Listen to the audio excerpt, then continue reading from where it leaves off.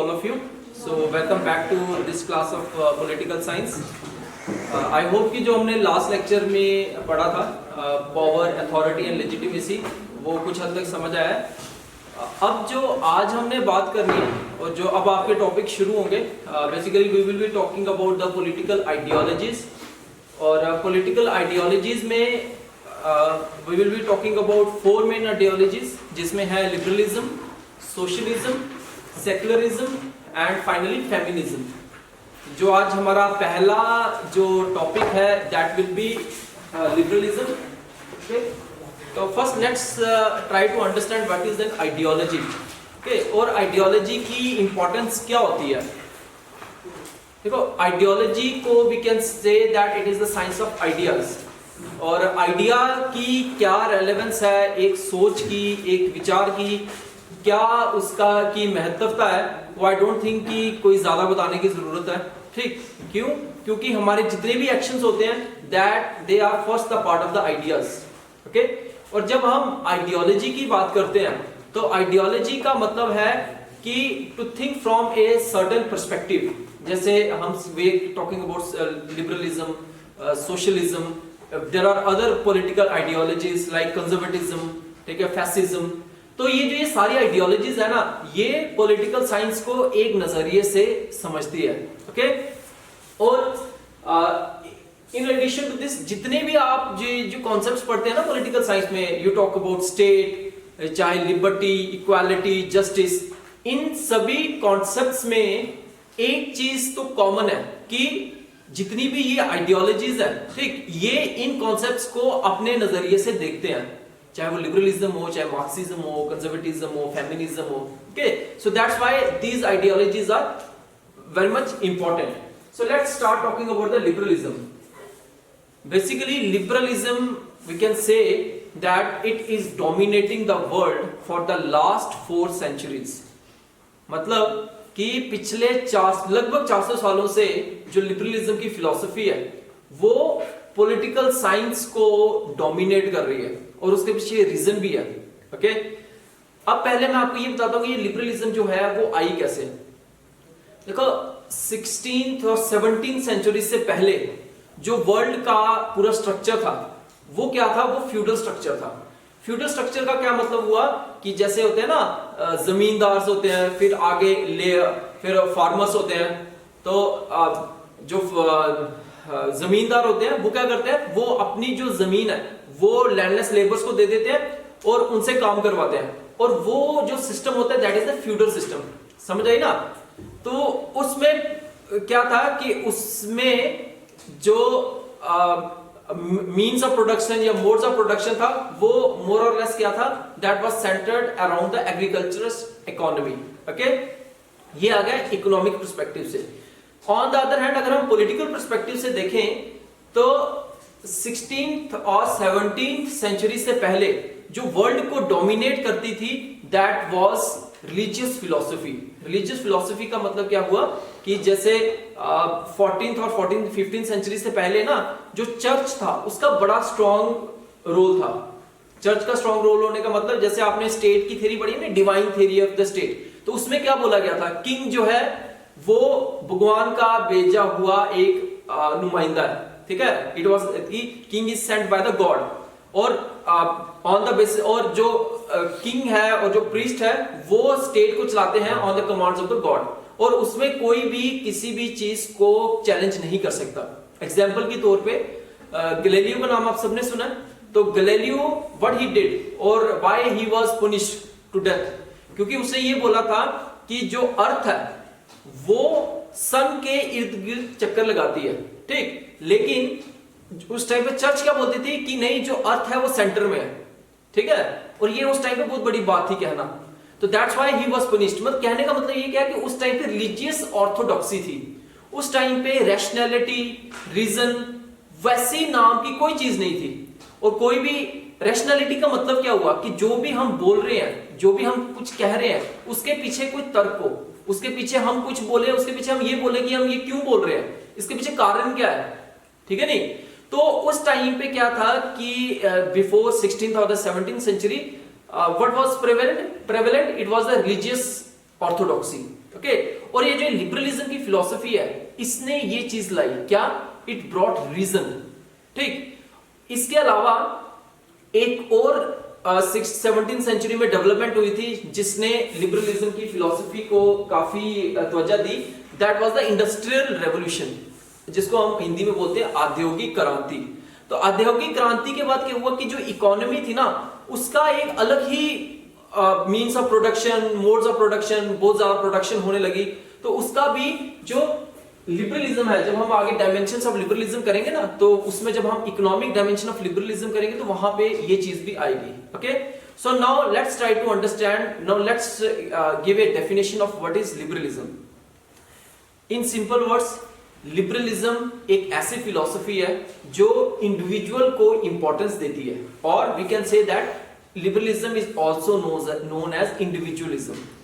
और जो ये इंडिविजुअलिज्म है, इसका मतलब क्या है? देखो 17th सेंचुरी से पहले जो एक इंडिविजुअल है ना, जो एक इंसान है, ठीक, आप ये बोल सकते हो कि one member of a society, उसको इतनी ज्यादा इंपॉर्टेंस नहीं थी। जैसे हम जब भी आप बात करते हैं ना राइट्स की, इक्वालिटी की, जस्टिस की, राइट्स की ये बात करते हैं, लिबर्टी की, उसमें ना इंडिविजुअल बिकम्स मोर पावरफुल, ठीक है, ठीक है। उसमें क्या कहता है कि वो इंडिविजुअल जो है वो मोर पावरफुल हो जाता है। ओके, किसमें? ये जो लिबर्टी, इक्वालिटी एंड जस्टिस है।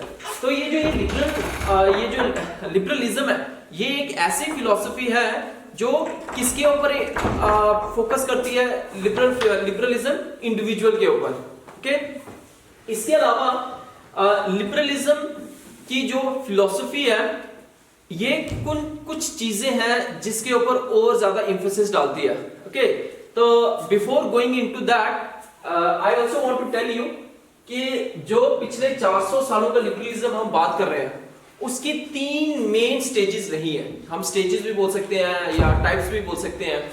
जो सबसे पहला लिबरलिज्म था, दैट वाज क्लासिकल लिबरलिज्म। क्या था? Classical liberalism. अब ये क्लासिकल लिबरलिज्म क्या था?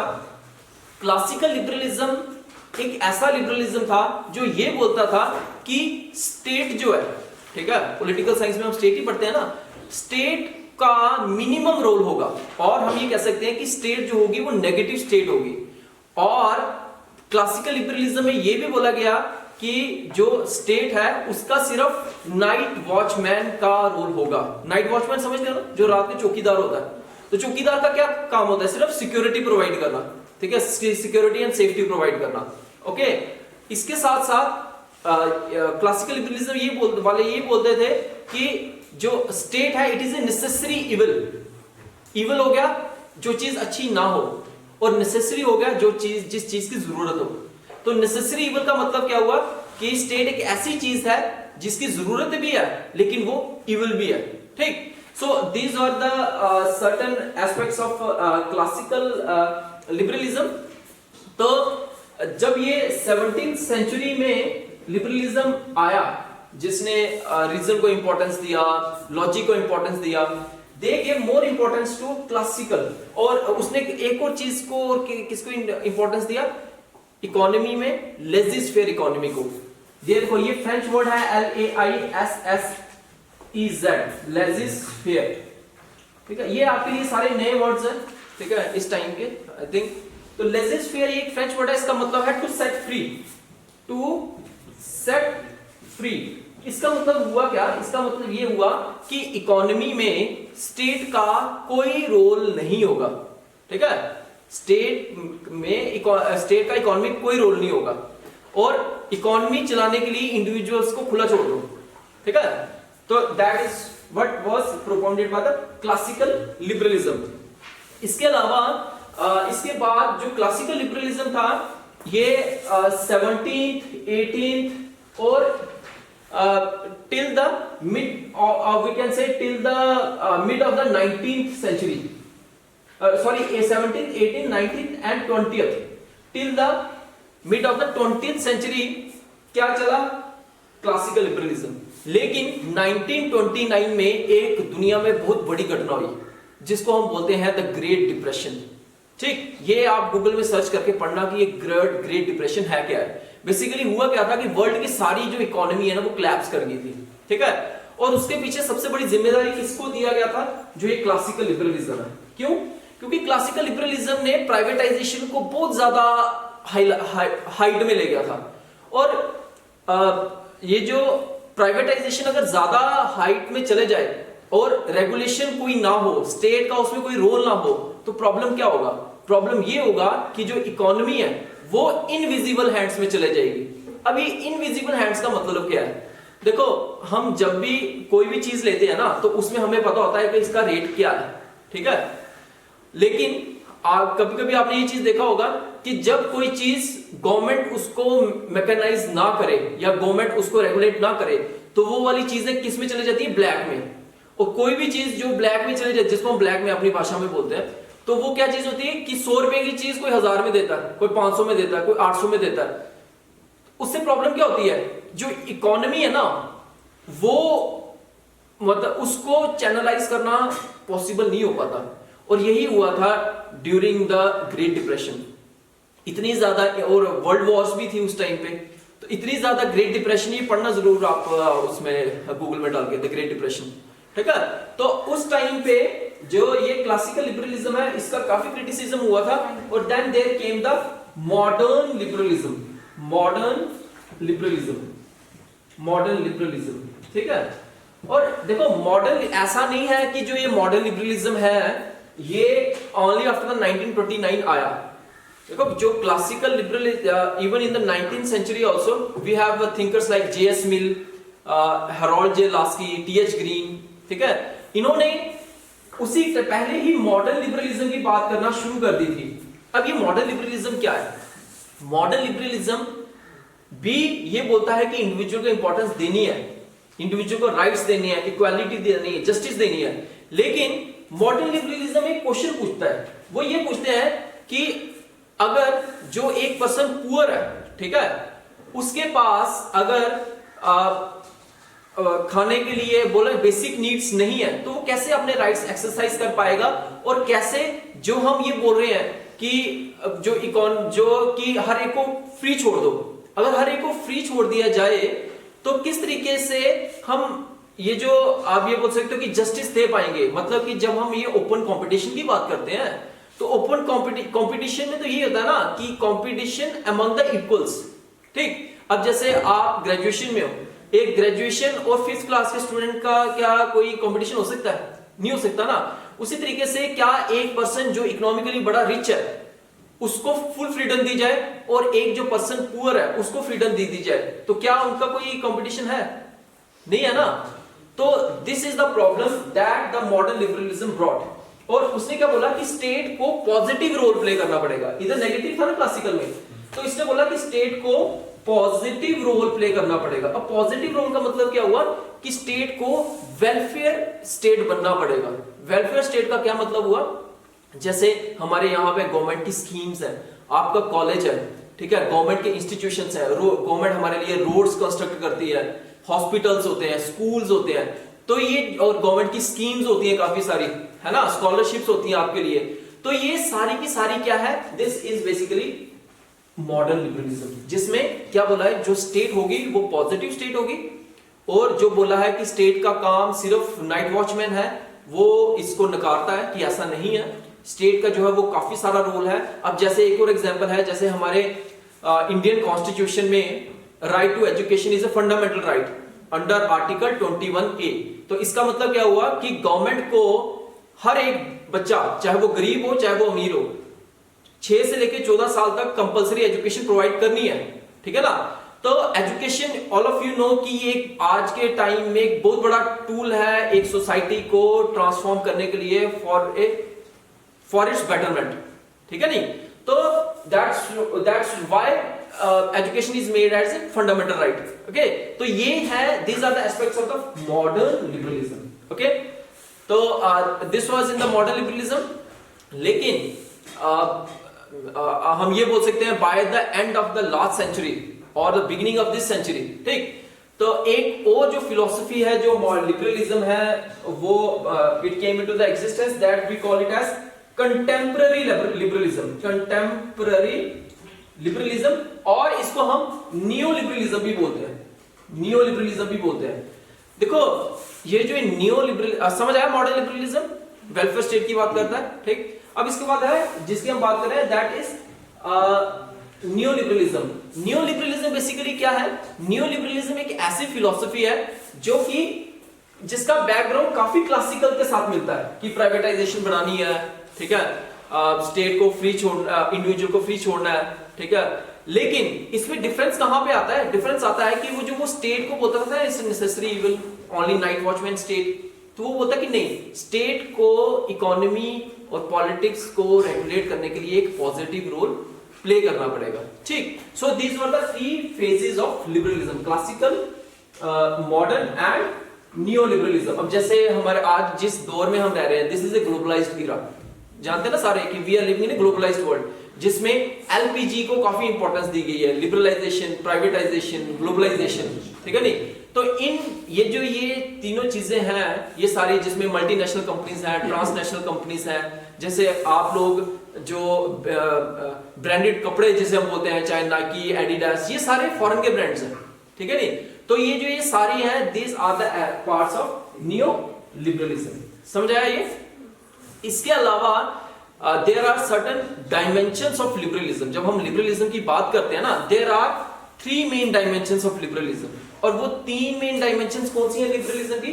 ये कौन सी है? एक है सोशल डायमेंशन, एक है इकोनॉमिक डायमेंशन, और एक तीसरी है पॉलिटिकल डायमेंशन। अब ये बस ये हम इन तीन के ऊपर बात करेंगे, then we will conclude the things. देखो सोशल लिबरलिज्म का क्या मतलब हुआ? लिबरलिज्म का क्या मतलब हुआ कि इंडिविजुअल को इंपॉर्टेंस देनी, इंडिविजुअलिज्म बिकम्स इंपॉर्टेंट, यही है।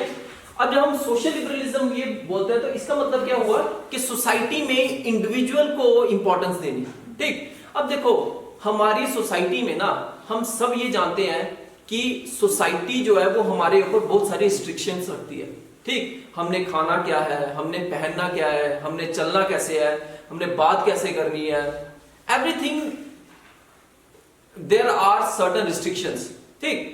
इसके अलावा सोसाइटी में there are certain things which are not positive, like society में कहीं कास्टिज्म है, ठीक है, कम्युनलिज्म है, ठीक है। तो ये सारी चीजें है ना, this are problematic for a individual, ठीक है।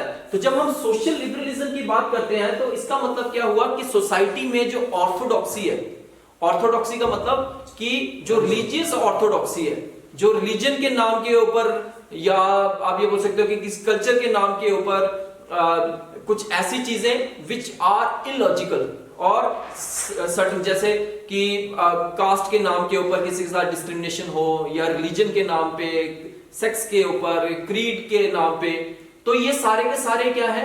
These are something which are against the idea of liberalism, and this is what the social liberalism preaches. समझाइए बात, ठीक। अब इसके बाद दूसरा आया इकोनॉमिक लिबरलिज्म। इकोनॉमिक लिबरलिज्म जिसकी अभी हम बात कर रहे हैं, जिसमें हमने क्लासिकल लिबरलिज्म में बात की और नियो लिबरलिज्म में, कि इंडिविजुअल को पूरी फ्रीडम देनी इकोनॉमिक अफेयर्स में, ठीक है। और जो हमने लेजर फेयर इकोनॉमी की बात की, to set free, okay. And finally we have political liberalism. Political liberalism का मतलब हुआ कि पॉलिटिकल स्फीयर में इंडिविजुअल को इंपॉर्टेंस देना। इसकी सबसे बड़ी एग्जांपल है द डेमोक्रेसी, ठीक। वी हैव पॉलिटिकल डेमोक्रेसी जिसमें राइट टू वोट है, right to contest the elections है, right to criticise the government है। तो ये सारे के सारा क्या है? These are the aspects of political liberalism, okay. So these are the different dimensions of liberalism, and finally we can say that कि जो liberal philosophy है, ठीक है, it is the most dominant philosophy in the political sphere, in the economic sphere, ठीक है। और जितनी भी वर्ल्ड में आप जैसे कहते हैं जो the political economy of the world has to lot to do with the liberalism. और जिस दौर में हम रह रहे हैं इसमें भी आपने ये देखा होगा कि इस दौर में भी जो specially if we take the example of country like India, तो इसमें 1991 के बाद Indian economy has moved from socialism to capitalism, ठीक है। तो वो जो मूवमेंट है that is basically showing that we are also moving more towards the neoliberalism, or we can call it as a contemporary liberalism. Okay, thank you.